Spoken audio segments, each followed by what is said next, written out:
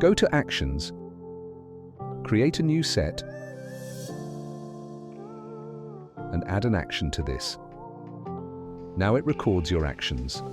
Now go to File, and then Place Embedded. Now select the logo, and place it at the correct position and size.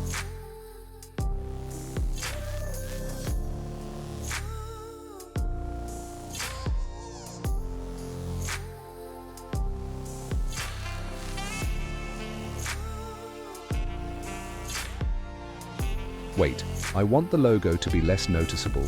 I will lower the opacity to 50% here. Let's test if the action works properly before running it in bulk. It works. Now we can close this document. Then go to Scripts and then Image Processor, select the folder here containing the photos that should have a logo.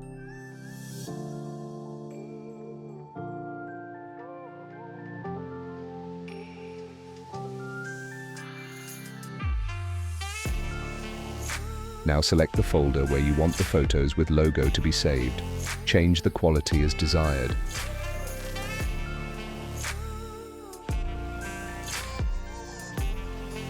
Now we can select the action that was just created here and activate the script.